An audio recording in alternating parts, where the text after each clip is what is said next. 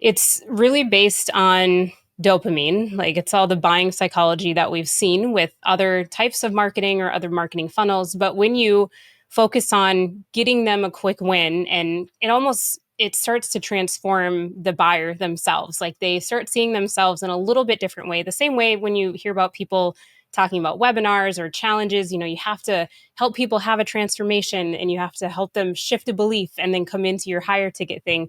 You can actually do that same type of belief shifting or paradigm shifting in lower ticket offers because you're teaching them something that is going to help them see themselves differently in the end. And then your higher ticket stuff makes more sense. Today, I am very excited to be joined by Allie Bjerk. If you don't know who Allie is, she is a demand generation strategist who helps marketers and entrepreneurs skip launches and build profitable automated systems that scale. She's host of the Start Tiny Show. Her forthcoming book is called Tiny Offers: How to Build Low Ticket Products That Build an Impactful Business. Allie, welcome to the show. How are you doing today? Hey, I'm so good. Thank you for having me. I'm really excited to be here. Super excited to have you here, Allie. Today, Allie and I will explore how tiny offers can help creators, entrepreneurs, and marketers accelerate their growth. Now, before we get into this concept, I would love to hear a little bit of your backstory. How'd you get into marketing? Share the story. Start wherever you want to start. Yeah, absolutely. So I didn't start out going into marketing. I actually was going to school to be a designer. I was a fine art major and went through all the graphic design classes. And I realized it was a lot of time behind the computer. And I was a social butterfly in college. And I loved just going out and watching how people interacted and studying people more than anything. And I ended up my senior year of college, I added another major. So I ended up going a little bit longer than I wanted to, but I double majored in graphic design and marketing. And I graduated in 2008, which was not a great time to graduate college. There were not Right. very many jobs, and especially for a designer marketer with no experience, there was really not a lot to do. So I ended up finally getting a job doing SEO for a marketing agency, and I knew nothing about SEO. I'd never even heard of it. I had to Google it when I saw the job posting. So I Googled, what is SEO? And then I went to the job interview and I did my best, and I ended up getting the job somehow. Got this job doing SEO, and I really quickly had to learn how to be an SEO strategist. So I read as much as I could. I bought online courses, and I really, owned it and became an expert in SEO. So around that same time, I was just married. We had just bought a house, had a baby, like did the order of operations that I thought I was supposed to do, and I was working full time, and I was absolutely miserable, and I couldn't figure it out. Like, this is what I thought it was supposed to look like. I've got my dream job. I've got the husband, the house, the kid, the daycare drop offs. But I started doing the math, as many entrepreneurs do, and realized that, well, I was being paid about $17 an hour. The agency I was working for was billing my time at $90 an hour. Whoa. So without knowing a lot about business, I was like, if I could just go out on my own and charge half of that or even a third of that, if I could make 30 bucks an hour, like that would be the dream. And I'd be self-employed. So I started freelancing and I did absolutely everything for the client for a retainer of 250 bucks a month. I was blogging, I was doing SEO, social media, like anything I could learn, I was doing for the clients. And I had the number 6K in my brain. I'm like, if I could only make 6K a month as a freelancer, I would be set. And then I kept adding clients, and 6K divided by 250, not very fun clients to work with, doing everything. It didn't work out very well. So I ended up learning really quickly to increase prices and just keep honing my skill set. So I learned how to run ads. I taught myself how to run meta ads. Then I taught myself how to build sales pages. And then I taught myself how to write conversion copy. And I just kept increasing the amount of money that I was able to charge because my skill set kept expanding. And then eventually I discovered this crazy world of coaches and entrepreneurs and online businesses. And I was behind the scenes of a lot of people's like launches and building the funnels for them and running the ads for them. But I always had that little voice like, could you do this? Like, could you be the face of a brand? Could you create a program and coach and have your own digital product? And I had the thought of doing that for probably, honestly, like 5 years, and I never did it. And I just couldn't put myself out in front and be the face of my brand. So for a long time, kind of growing in resentment, I kept doing the same work that felt really easy for me to do.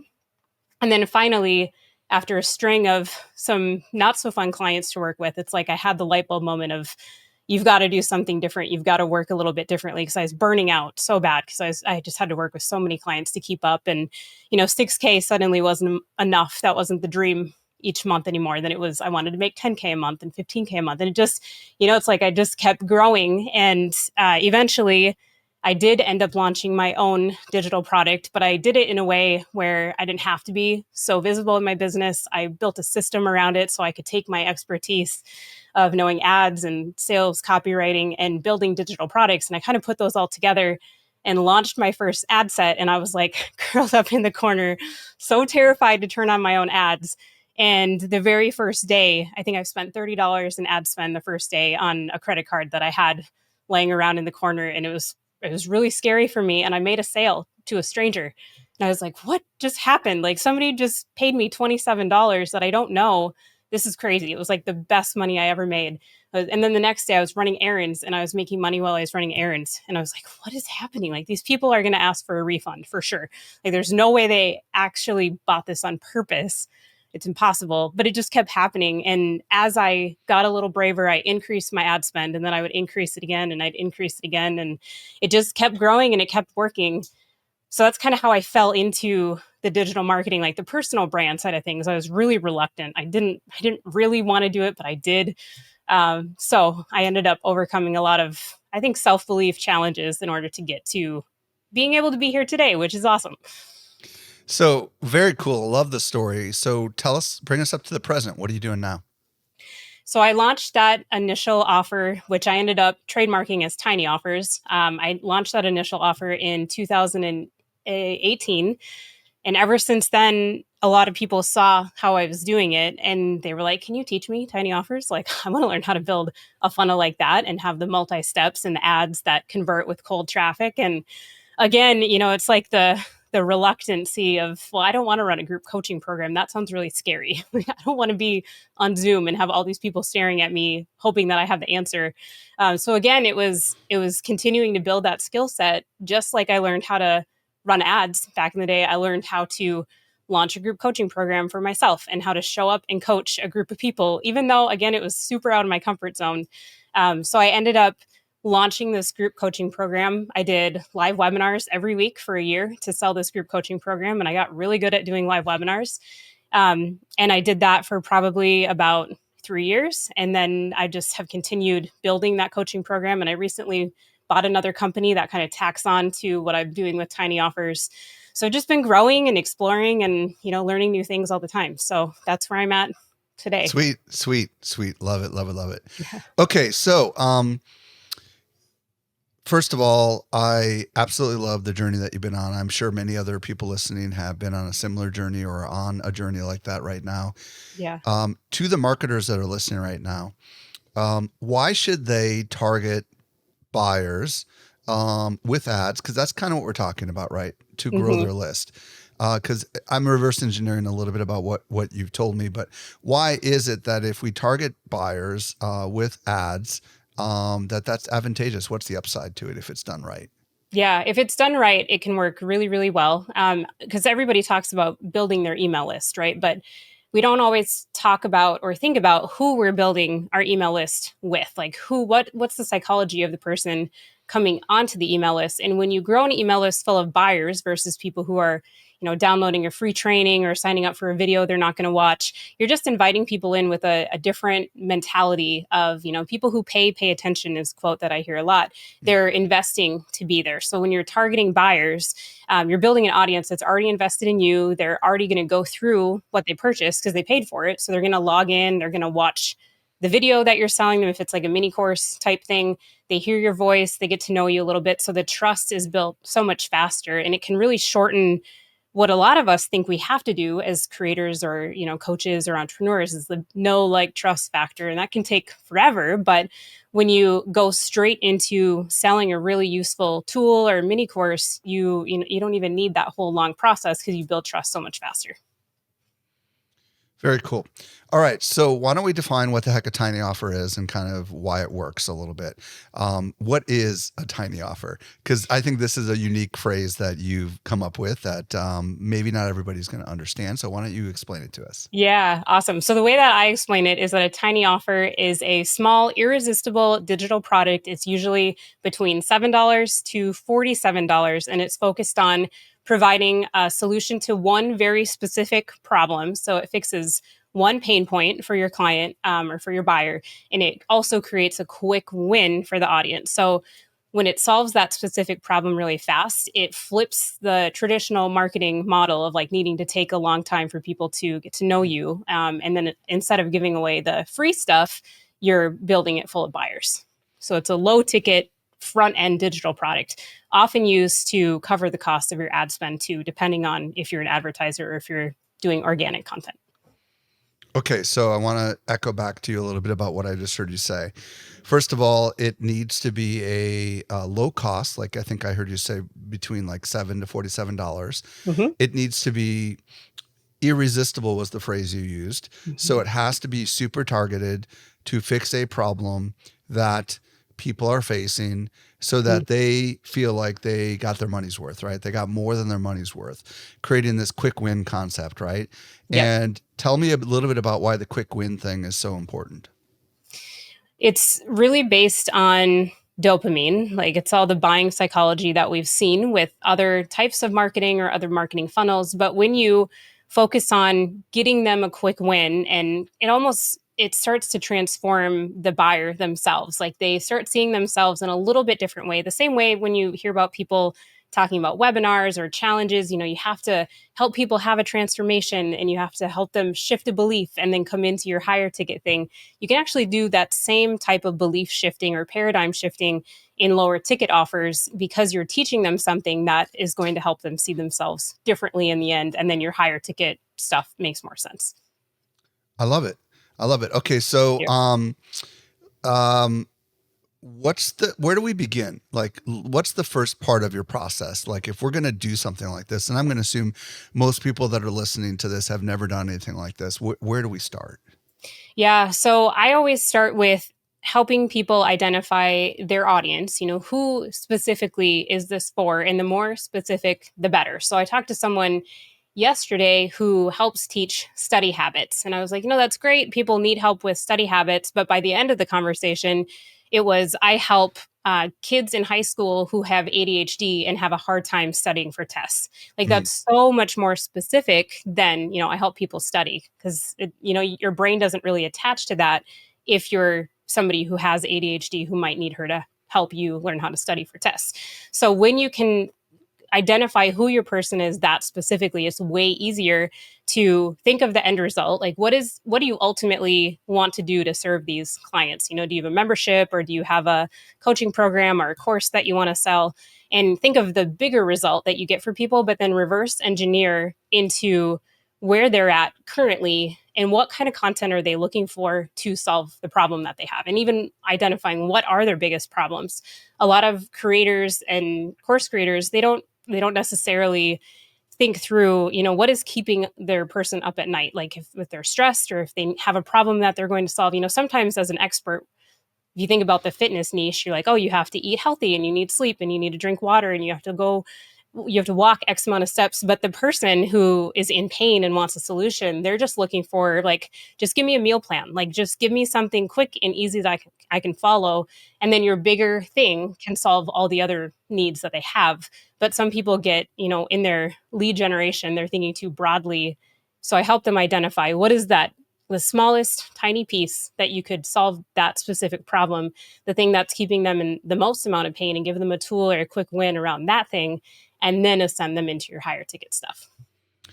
So, I love this, and I want to kind of break this down a little bit. So, first of all, what I heard you say is it's really important to understand who that audience is to a very narrow specificity, like the ADHD audience, Mm-hmm. versus just the students who are struggling in school audience, right?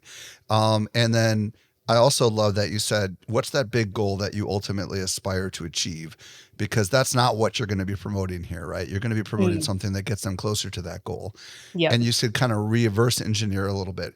So, talk to me a little bit about like how do we actually figure out what our audience needs before they buy our product? Does that make sense? Yeah, yeah, totally. And especially for people who maybe haven't created something like this before, it feels like a stab in the dark. Like, well, I feel like I'm just guessing and I don't really know what they want. If you don't have people that you can survey or you can actually talk to the humans who have this problem, if you're just starting to think about it, one of my favorite activities, which sounds ridiculously creepy, I love to stalk comments on social media. Like, I love looking at a viral reel and seeing what everyone's saying. Like I'll click to the comments before I even read the caption sometimes. And you can do the same thing if you search your topic on Reddit or if you go into a Facebook group that is about your topic and just read the questions that people are asking. I also go to Amazon Books and try to find a book that relates to my topic. And then I'll often flip the reviews on it and look at the negative reviews first. Like, what did they think was missing? What didn't they like about it? Those are some ways to start identifying what you could sell as a tiny offer. The other thing, if you think about where you get riled up, like where you see somebody say, all you need to do is cut carbs and you'll lose weight. If you are a carb lover and you don't think that's true and you want to teach, like, no, this is the method where you can still eat carbs and you can still get the results you want. The things that make you triggered about how other people are talking about your topic, that's another thing. That's kind of where you can put your flag in the ground and be able to create a product around that too, because it's kind of a unique selling mechanism, which is what does get the dopamine trigger going when people see it in a news feed. We want it to be different, we want it to be new, and we want it to stand out. Interesting. I am thinking creatively and out loud, and I know if I say this, someone's going to steal it, but it's fine. We have something called the AI Business Society, and Mm, on and I post a lot about AI related stuff. And one of the comments I see coming up over and over again is, "I wish there was a guide that told me which large language platform I should be using," because there's all these different options out there, right? You've got bazillions. You've got Microsoft. You've got Facebook, you've got OpenAI, you've got Gemini, you've got Claude, and yeah. people are like just overwhelmed with the options, right? So if I Hmm. really wanted to, I could put together like a beginner's guide to selecting the right tech stack or the right platform for getting started with AI. And it Yeah. could just be a really kind of simple, like, what are you trying to achieve? Blah, blah, blah, series of things. Is that the kind Hmm. of thing that could be a tiny offer? Yeah, yeah, it's a good starting point. And I think one piece that I add to a lot of tiny offers is a bonus structure that's going to help it feel even more of a no-brainer offer to people. So as you're talking, I'm like, oh, and then you could have a Google Doc that has prompts that they can use. And I think through in terms of like how do I make it as irresistible as possible and as Mm. easy for them to implement. Because Right. somebody might buy it and be like, okay, but this might change in 3 months. Like, how do I know that this is still going to be the best option? So I try to think through what objections are going to come up for them. Frank Kern calls it the yeah buts. So, like, Mhm. as they're seeing your product for the first time, what is their brain doing that's like, yeah, but like it's not going to work because of XYZ? And then I have the main tiny offer, but then I usually have at least three bonuses that go alongside it that really solidify the like, well, I have to buy this. It's low ticket and it's going to help me with all these things. So there are some people listening right now that are saying, why can't I just do this and give it away for free? Because I'll get more leads. What do you want to say to those people? You could, but we want to think about who the lead is. And one of the things that I talk about a lot is not just I know we do a lot of talk about demographics and, what's your person's name and where do they shop? And, like that's all good for marketing. But I like to think through also the psychographics of the person who's buying. Like, what are their beliefs? What are their values? What do they think about spending money to save time? That's one of the biggest things I focus on is we want to make sure we're growing our list full of people who value their time more than they value their money. If they're going to compare the two, they're willing to part with a little bit of money to save a lot of time because those are the people that have the right attitude or the right mindset to see the value in other things that you have where when it's free, people often will just, especially start people who are starting out and don't have resources to invest in anything else, they'll collect as many free resources as they can and they'll squirrel them away and think maybe someday I'll come back to that free thing that I got. But then by the time you email them, they're like, who is this person? I never signed up for this. And they're like unsubscribing and reporting you to the email list. It's like when you attract people who want to be there and are putting their credit card down to come into your world, it's a totally different game. I love it. Okay, so let's spend some time. And we've already kind of done a little bit of this, but let's spend some time on the actual offer itself. You've already mentioned that ideally it should be something that's time savings. And I think I heard you say, and correct me if I'm wrong, that the reason why the time saving thing is valuable because everybody wants to save time. And if it's something that they can do quickly that will yield them time, then there will be some sort of an ROI that will give them that dopamine hit. Is that kind of what I'm hearing you say on the time saver product Yeah, kind of thing? totally. Because it's such a universal pain point. I mean, who haven't we talked to that's like, oh, I'm just so busy, I never have time. So it's a really easy thing to be able to hit to make sure that it applies to everybody. So let's get into kind of let's just go through some of the things we need to be thinking about when we're building this tiny offer. What else should we be thinking about when we're building the offer? So we talked about the bonuses a little bit, but when we're thinking in terms of running ads to the offer, the main offer or the piece that's $7 to $47, that front end thing, the first thing people see, that's usually what will liquidate the ad spend. So maybe you're spending, $30 per sale to Facebook or Instagram. And then you can do things like add an order bump to the checkout cart. So it's, just that little box that you've probably seen that says add this to my order. You add an order bump that increases your cart value a little bit. And then the next thing that I always encourage people to do, instead of bringing them to a confirmation page, then you ascend them into what we call a one-time offer. So it's usually a second mini course or something that's a little bit further into the customer journey for what they would need. And that price is usually $77 to $97 for the upsell or the one-time offer. I use those interchangeably. Just real quick, before we get into this, because I know where you're going, and I want to back the train up just a little bit to the actual creation of the initial offer. Yep. So let's talk about when we're creating the initial offer.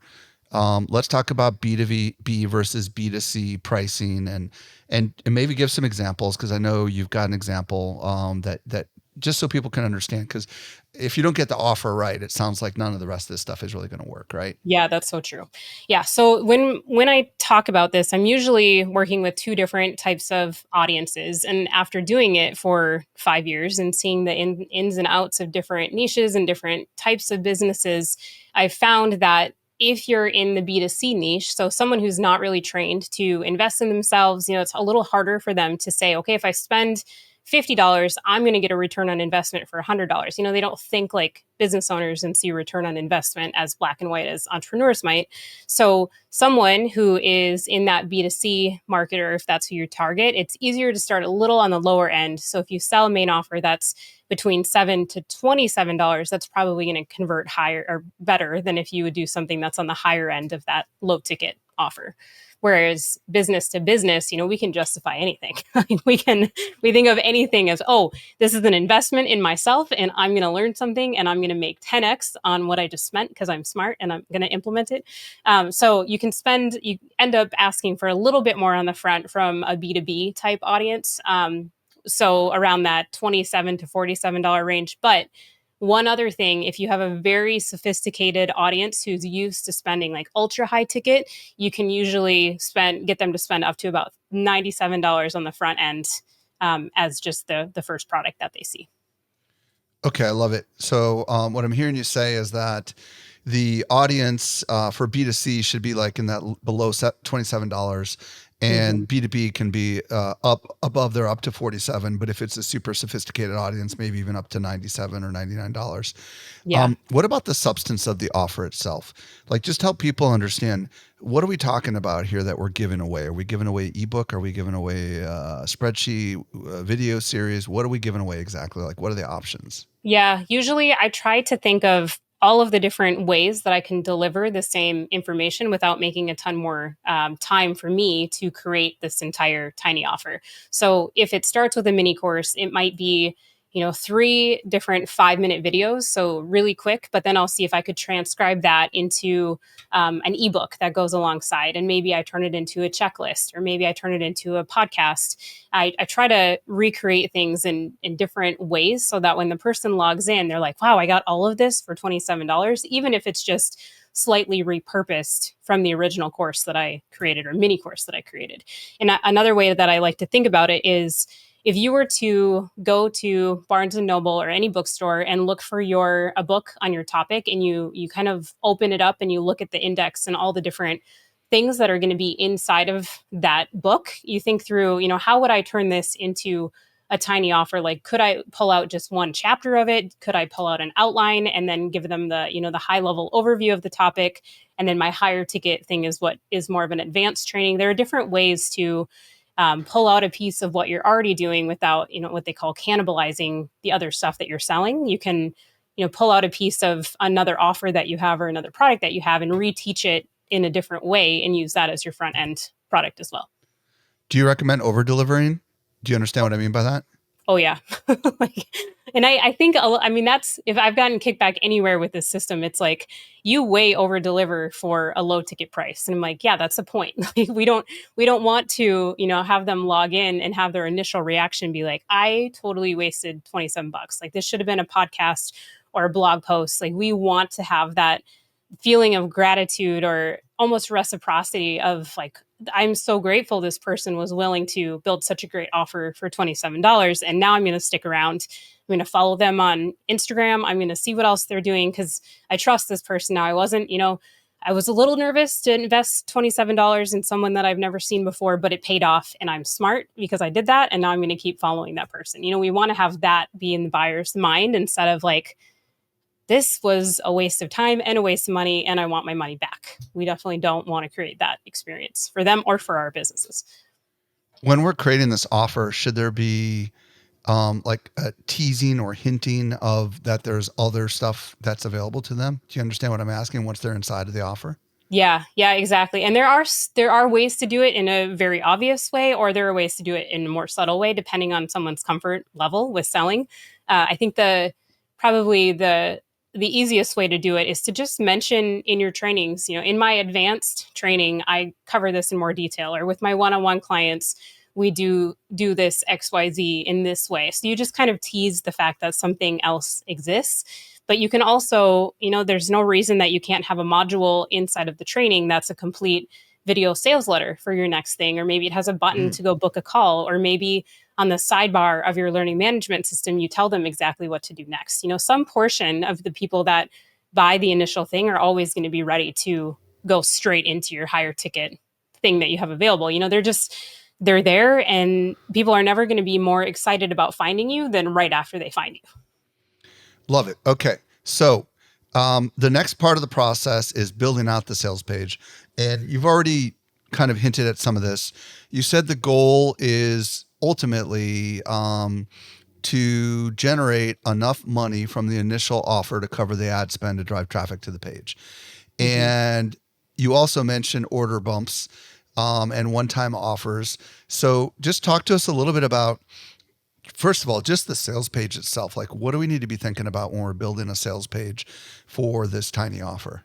Yeah. So I follow Ray Edwards, who's a mutual friend of ours. He has a method that he calls the Pastor method. And the framework that I follow on every single page really follows this acronym. So what it stands for is problem, amplify, story, transformation, offer, and response. So if you think about it in terms of a long form sales page that you've seen, a lot of times they follow the same flow. There's a great hook at the top that gets your attention, gets you interested, makes you want to scroll the rest of the page. And then it's like, hey, you might feel like this. And then it has all these negative things that you're feeling. And then it has another section right under that makes it even worse. It's like, this is why things are even more terrible than they were in the last section of the sales page. But then you kind of start flipping the script on the person who's on the page, and you're taking them, kind of through this whole journey, and you bring them into a section that's like, imagine if it wasn't as terrible. Imagine if it felt like this instead. And you're kind of helping them imagine. For me, since I talk a lot about, like selling from automations and selling while you're not in your office, like more out of office type messaging. That's the picture that I'm painting in that section of, like, imagine you're shopping at your favorite boutique or you're at a yoga class and you're making sales. I'm starting to help them envision that result for themselves. The next is that's kind of along with the transformation, and then you go into the offer. So what is included in that tiny offer? I do a lot with mock-ups where it looks like it's a computer screen, and then it has the like workbooks kind of flayed out behind it. So it's very visual. It feels like you are getting a tangible product, even though it's a digital product. And then under What that, tool are you using for that mock-up? I usually use Canva. I mean, I Okay. use Photoshop sometimes too, but I know that's not realistic for everybody to learn a whole new complicated design software. So I have a lot of templates in Canva that I use that can do it well enough. Sweet. Keep going. You were talking about below the mock-ups. You were about to go right onto something else. Yeah. So then I have a stack usually is, when you've seen a sales page and it's like, you get this, and it's like the home shopping network, right? Because you get this and you get this, and then you get this bonus and this free thing. And you start building upon all of the different pieces that they're getting. So now they're scrolling through the page and they see the offer and they're like, oh, wow, just $27. And I get all of these different things included. And we know that we're saving them time. We're hitting all the yeah, but objections that they might have. And then under that, I usually always include my bio, like why they can trust me, who I am. Then I have an FAQ section that explains a little bit more about the product. I always include a money back guarantee on my low ticket offers too, because they don't know me most of the time. It's cold traffic going straight to that sales page. So I want to reverse any risk that I can. And then at the end, it's the cart and the checkout and another summary of everything they get. And then that's it. So I have a template, and I built myself a tiny offer for my new company over the weekend. And I remember, like, man, this took me like probably 6 months the first time I did it to write all the copy and like put it all together. But now I've gotten it to the point where I have templates and I could just duplicate, enter a new copy, and it was done in a day. So it's been fun to see it evolve to that level. You have someone you've worked with who's a health coach. Can you tell us a little bit of the story of what she did? Yeah, so I have a client that I worked with named Valerie, and she is a health coach, and she's shifted into going from working B2C to more of that peer expert level, where she's now, she had such great success as a health coach that she's now helping other health coaches do what she did. So she created a tiny offer that bundled, she has different bundles, but it bundles what she was using for marketing or how she was attracting clients to her health coaching business. And then she sells the templates to people as a tiny offer. So for $27, she has basically something that another coach can white label. It's like a protein bundle, and then they can use that with their clients. So she's found a way to run ads to this low ticket bundle of different, client attraction things she's created specifically for health coaches. And then on the back end, she sells her membership. That's $19 a month. And when they come into the membership, they get all of her other templates, and they get coaching, and they get a community, and they get all this cool stuff for $19 a month. So if she were to just advertise only her membership, people would be like, I don't need another subscription. I already have Netflix and all this other stuff that I'm paying for. Like, people would have a lot more objections just seeing that ad without having any context of everything that they're going to get and who Valerie is and how amazing she is. But when they start with a low ticket offer that does all the stuff that we've talked about, and then they see the next offer, it's like they've already established trust just from buying, which, in any other world, that's kind of hard to do. So it's a really easy way to bring people into something almost immediately that they may have ignored in their newsfeed otherwise. What I'm learning as I'm interviewing you, which is so fascinating to me and maybe very relevant to anyone else who's similar to me, those of us that have a really big following or a really big email list and are used to direct selling our products and services could benefit from adopting what Allie is talking about. Because instead of, for example, just promoting your membership consistently across all of your stuff, what if you promoted the tiny offer instead, right? Mm-hmm. Because one way to do it is to obviously put ad revenue behind it, but another way is to actually promote it in your newsletters and in your email lists and on your podcasts. And if it's small, right, you could use organic and paid media, could you not? And drive it to the tiny offer and still be very successful. What's your thoughts on that? Yeah, definitely. I had a client named Chris who has a membership. I think it's called Musical You. And that's exactly what he did, where he had an email list that they'd been around for a while and he'd been running freebies and had built his list for a while. And then he turned on built a tiny offer, ran ads to it, but also launched it to his existing email list. And he had his membership tacked on the back end of it. And he said he had more people ascend into his membership that had been on his list for years and never bought a thing, but they ended up buying the low ticket and joining the membership. So not only was he making money with, stuff email addresses he already had, so he wasn't paying to acquire them. So he's making money from the tiny offer and then getting that reoccurring revenue added on consistently on the back end too. So exactly what you're saying. It's so fascinating because I am so, if I'm intellectually honest, a direct marketer, right? Mm-hmm. Everything I sell, which is our own products, we're direct selling it, like Social Media Marketing World, the AI Business Society. We're just making, marketing messages all completely focused on those things because that's what we've always done. Yeah. But it doesn't mean it's always the best way because it really is hard to get people into a membership. And I can't think of a better way to get someone into a membership than to give them a sample of something that's really valuable, as you're talking about, Allie, and then offer them the opportunity to get access to a lot more. Because in my mind, they're going to say, well, how much more valuable could their membership be if this tiny offer was that valuable? That's probably how it works, right? Yep, exactly. What's the conversion, just out of curiosity, in your professional opinion?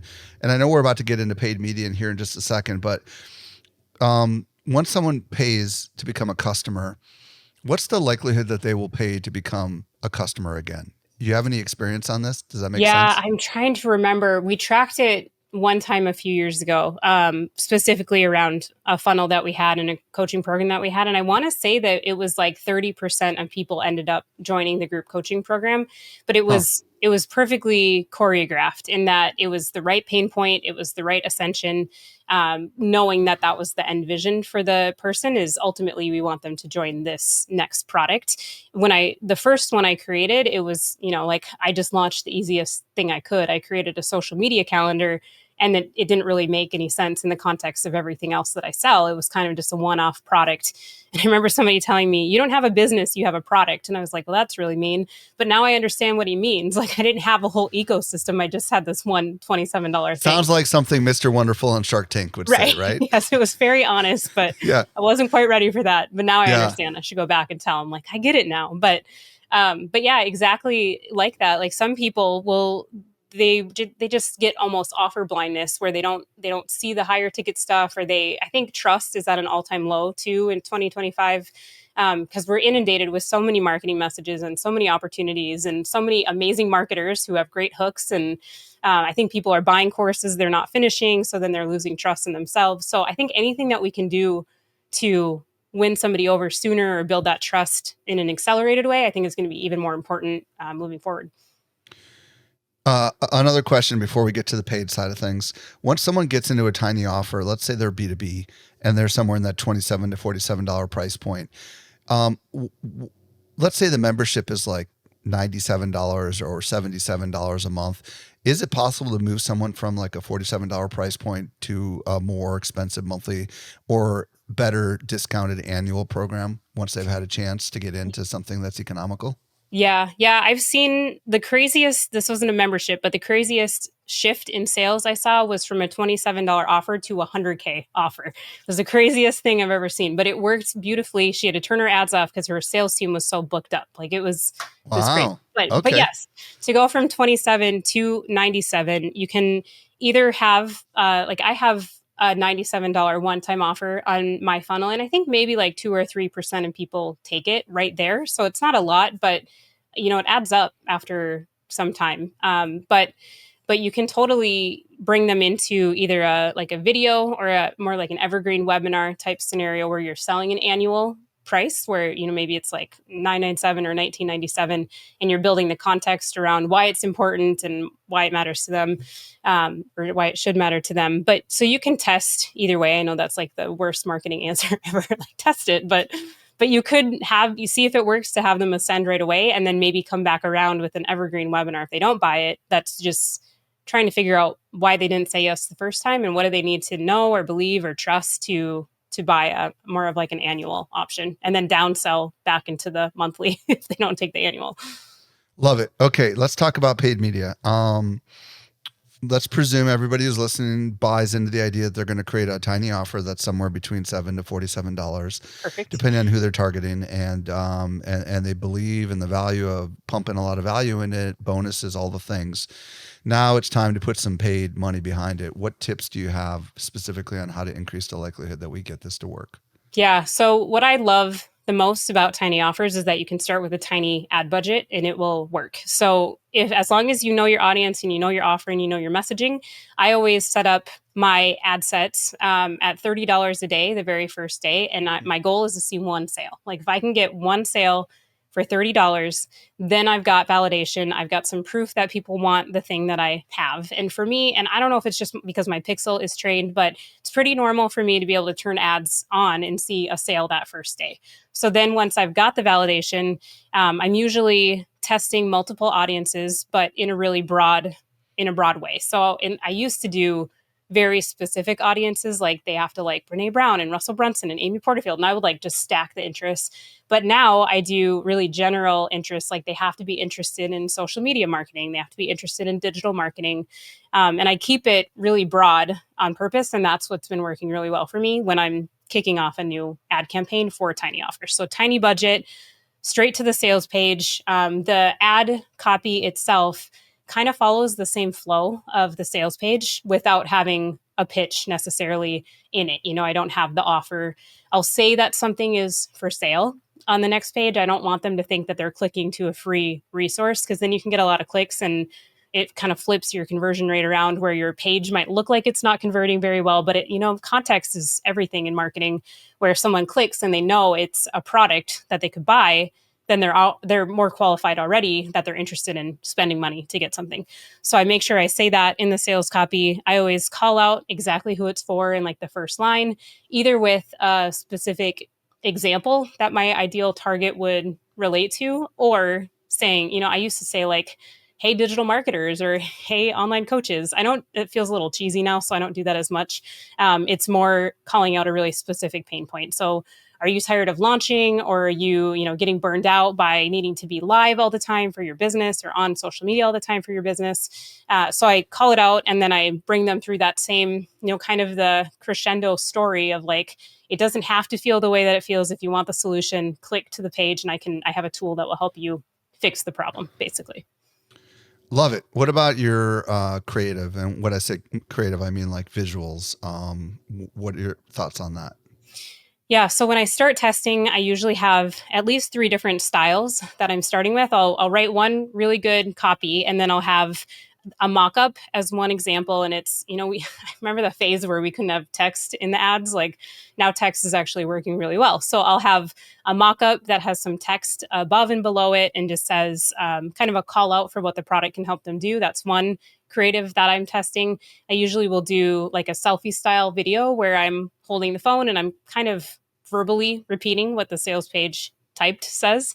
And I'll make sure that I use an app to put captions on it, because I know most people are watching it on silent.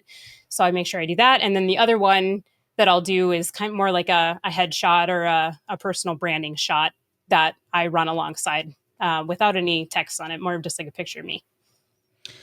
Talk to me about the selfie style video. Like, any tips on that?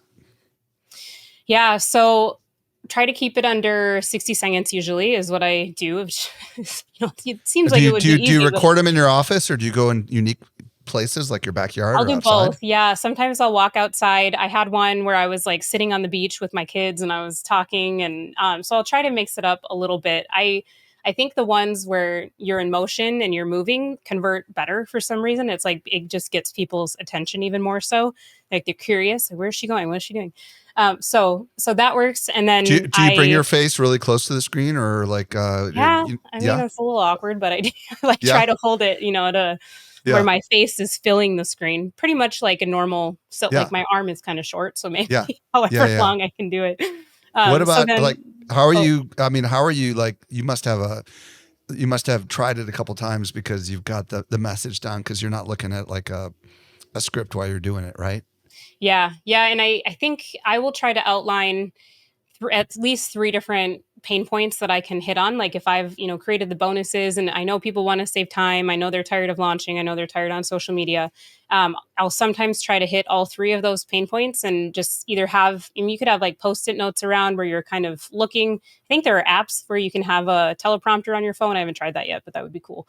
Or one other thing that I've tried to do is split test messaging. So if I have three pain points in mind, I'll create a video just about launching and see how that one does compared to a video that's just about being tired of posting on social media all the time, or a video that's, just about another topic, and kind of split test those messages side by side and see what's getting the most interest or the most views. And also knowing that when somebody sees a video, they're going to make a decision in 2 seconds if they're going to watch the rest of the video or not. So having a really good hook at the beginning is probably the most important part of any of these ads, and having something that's like curiosity inducing, a hook that I have had work really well is like, I thought everybody knew this, but I guess they don't.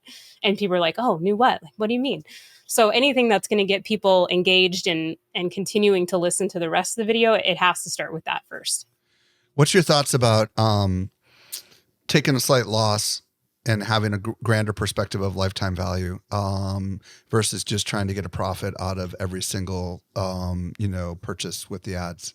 Yeah, I think it depends on the creator or their comfort level. Like I think if someone has a established enough backend and they see that how that works for them and they know they're able to do that. I work with a lot of people. I mean, I work with people on both sides of that spectrum, but a lot of people that when I think of that, they just that's scary to them, of like losing money on ads. Like they just want to break even, or they just want to make a little bit of cash from the tiny offer. So I think a business owner who's used to even losing a little bit on their advertising, and they've been in it long enough to see that it can pay off in the long run, or maybe their audience takes 3 months or 6 months to come into a higher ticket thing. I think tracking is obviously really important for that, so people know, because you might think your ads aren't working and then 6 months later all the buyers are coming into your next launch and you're like, oh, why did I turn those ads off? So I think just like that comfort level too can be something that business owners grow into. But yeah, I would be okay with that personally. Well, and it might be worth it to like if your ads aren't converting, probably to visit your sales page and figure out how to tweak it, because like it's usually either the ads are attracting the wrong audience, right? And then the sales page isn't converting, or they're attracting the right audience and the sales page isn't converting. And in that case, you can take this as experimental data to just understand that your offer is probably the problem and maybe tweak the offering, right? Yeah. Yeah. And if somebody's scaling too, it's a totally different conversation, because if you're spending 100K a day, it might be more volatile day to day as you're scaling and you're increasing your budget and, doing different things. And I think when you're at that level, like you're just used to a little bit more volatility in ads, and you know that you might be up a lot one day, it might be negative the next day, but it does end up evening out. Allie, Bjerk, thank you so much for sharing your insights with us today. It was my pleasure. If people want to connect with you on the socials, where do you want to send them? And if they want to work with you, also, where do you want to send them? Yeah, so I'm going to build a page just for you guys, or I did build a page just for you guys. It's tinyoffer.com/SME. And you can see all sorts of different resources on that page, a mix of freebies, tiny offers, all sorts of stuff. So go check that out. Awesome. And then if they want to connect with you on the socials, do you have a preferred place? Yeah, I hang out on Instagram the most, and it's just my weird name, Allie Bjerk. So it's ALLIEBJERK is my username. Thanks, Allie, so much for sharing your insights with us today. My pleasure. Thanks for having me.